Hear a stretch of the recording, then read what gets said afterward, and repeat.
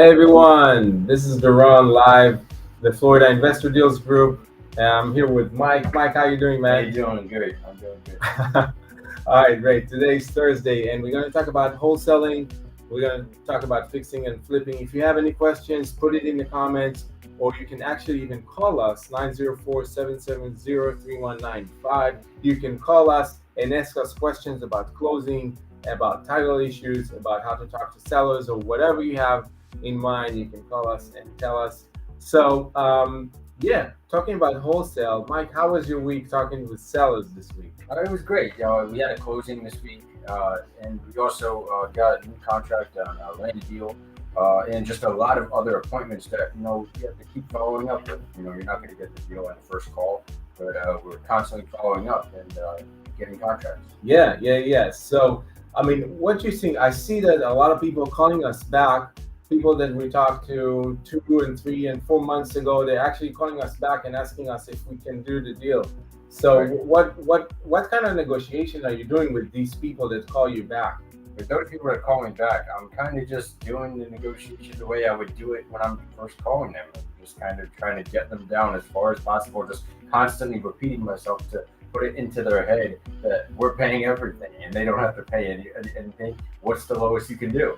Right, exactly. And You gotta keep reminding them that you're buying it cash or you're buying it at terms or sub to whatever you're offering them, but you're gonna pay all the closing costs, all the commissions. They're gonna walk out with net amount of money, and you need to show them that every time. So every time that you say that, they're gonna come down on the price. exactly. That seems to be what happens. Every single time you talk to somebody, they're kind of just coming down like slowly.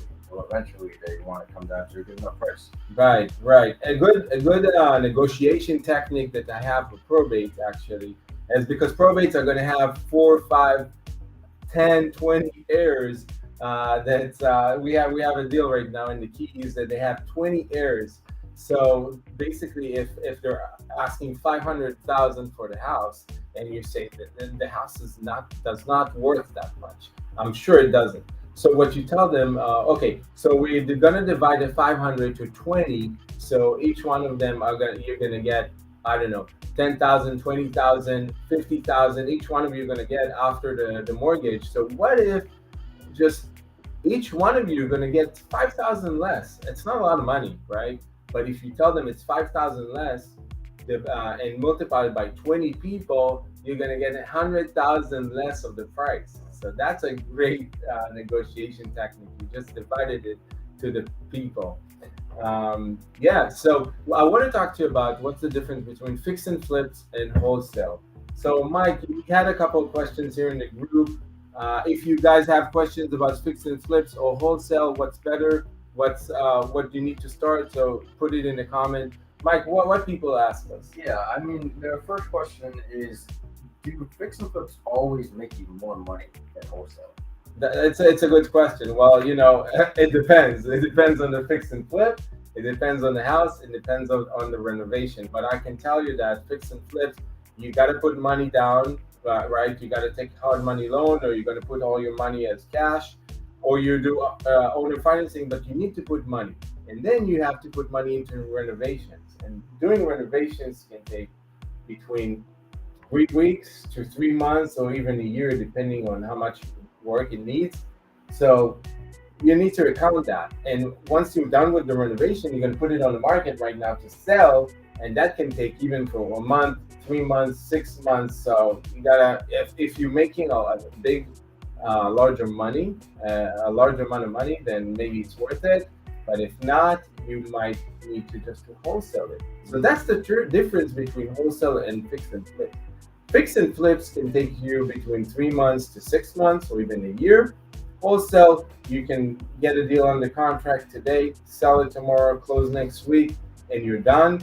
Sometimes you get a small amount of money, but you can keep going and you can put 2, 3, 4, 10 deals in your pipeline, and you don't have to wait for that house to sell in the MLS. You can just keep rolling, and you're helping everybody. You're helping the owner to sell the house. You're helping the flipper to get a house that they want to flip, because not everybody is suited to do wholesale. Wholesaling, is you need to be a good salesman. You need to sell it to the homeowner that you're gonna do good for them. You need to sell it to the flipper. You need to sell it to a bunch of people. So you need to be a good salesman. And being a good salesman meaning that you need to talk to a lot of people. It sounds like for a fix and flip, you need to be very certain that you're going to make a return on that fix Exactly. and flip because there's a lot of skin in the game. Yes, yes. You have to put a lot of money into the property, and you got to make sure that your numbers are right.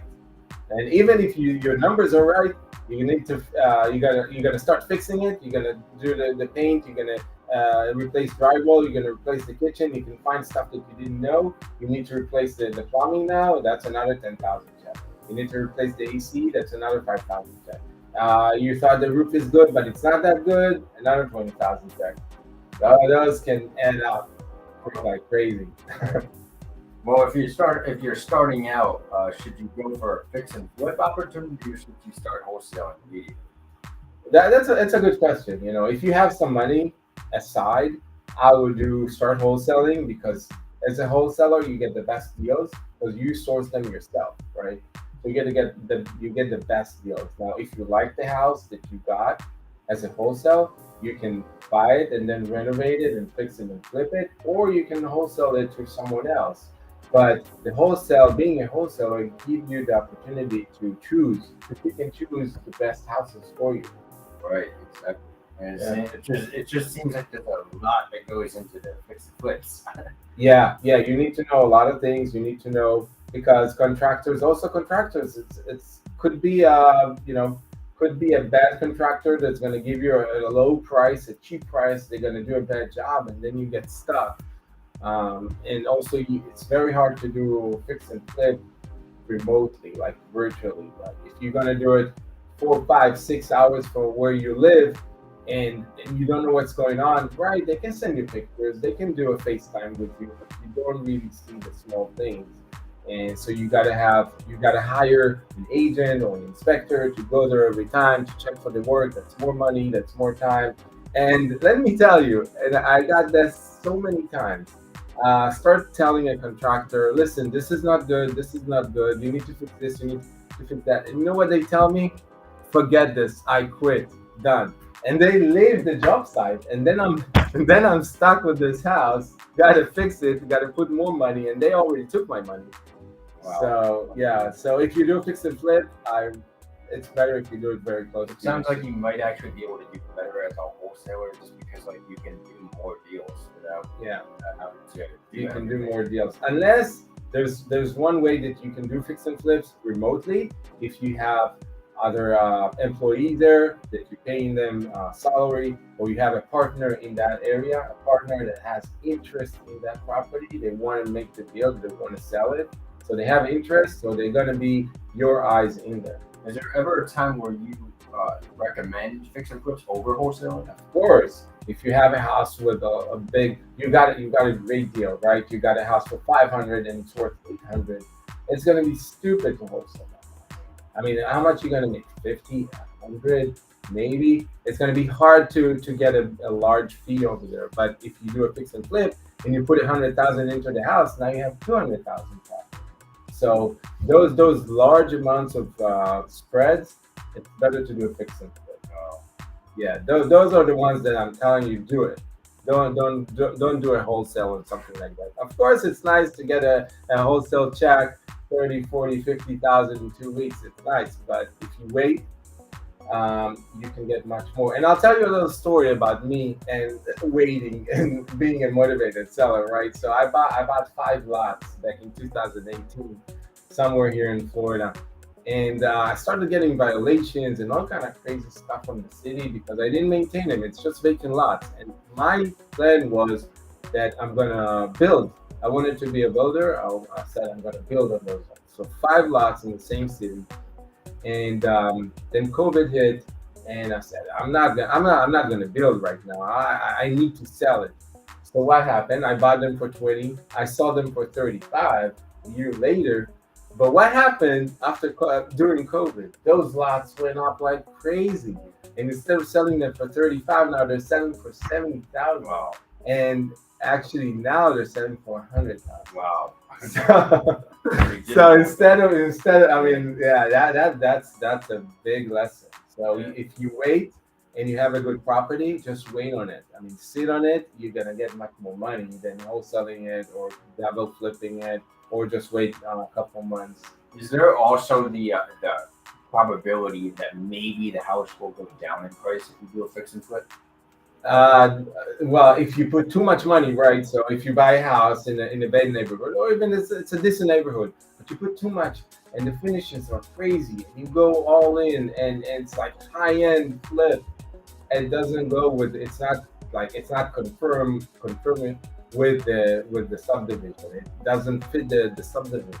So you're not gonna get your price. You're not gonna get your money back from those kind of finishes. So you gotta make sure that what you're doing, the fix and flip, the flipping, is gonna be suitable for the area. Right. So even if there's like a market downturn, doing the fix and flips are still going to make you a profit. That's why you have to buy right. You Right. have to buy right, and your numbers have to be right. So if you're afraid that the market is going to go down, I wouldn't recommend doing a flip with tight margins. Just flips that you know you have um, enough money to make, or break even. But I wouldn't recommend you to go into a flip that you're going to break even. I mean, you can always rent the house, right? You can buy it, fix it, flip it, try to sell it. It happened to me one time.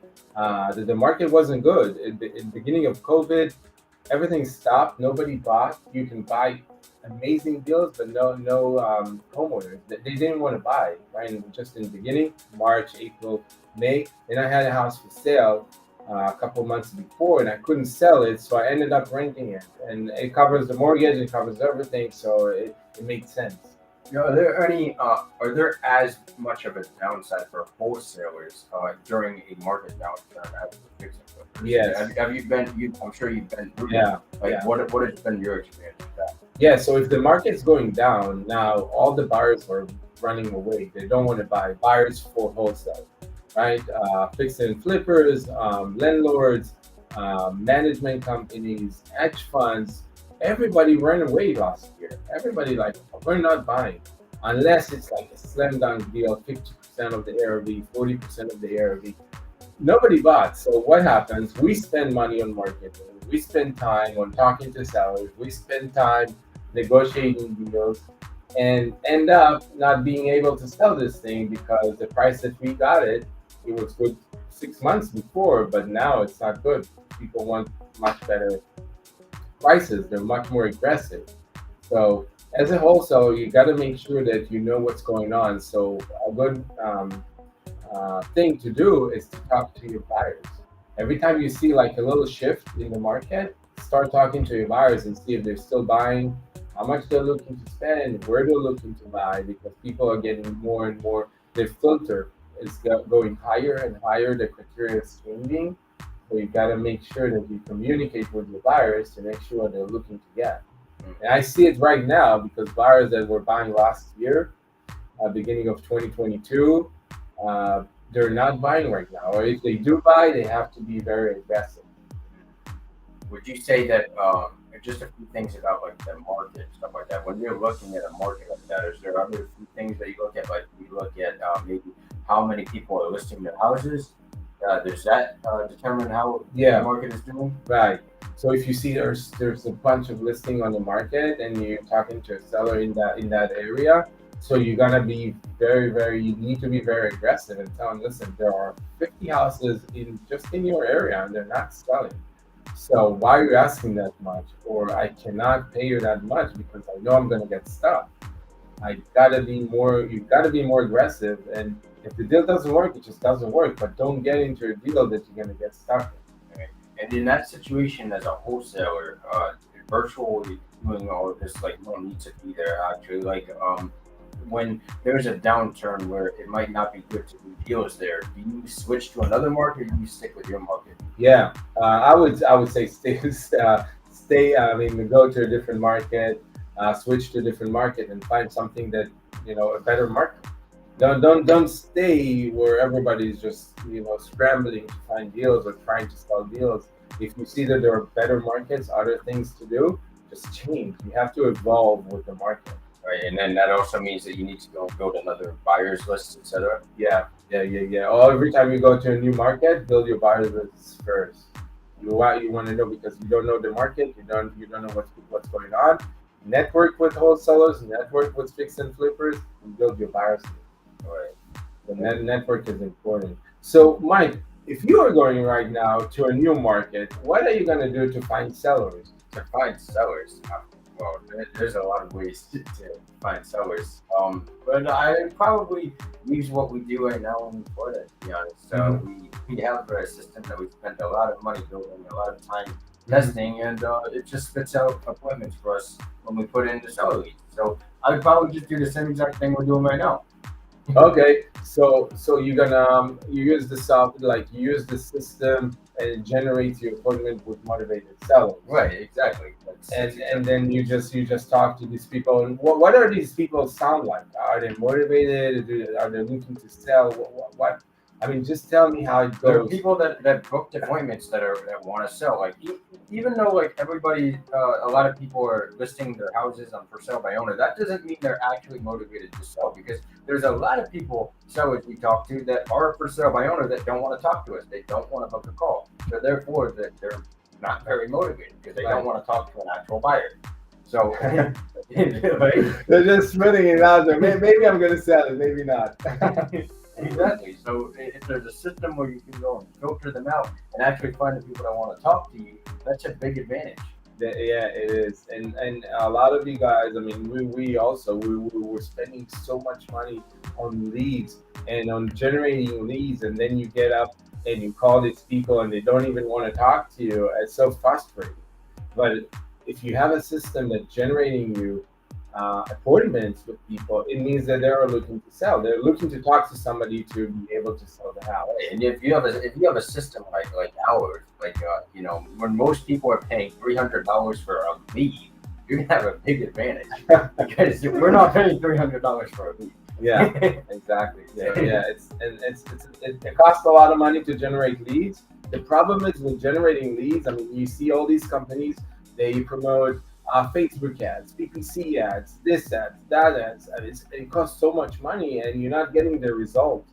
So, I mean, you got to stop that one time. I mean, you got to stop that because you keep donating money to these companies. You're donating money to Google. You're donating money to Facebook, and believe me, those companies, they have a bunch of money. They don't need your money, but you need the deals. So you got to find a way to generate the deals, right?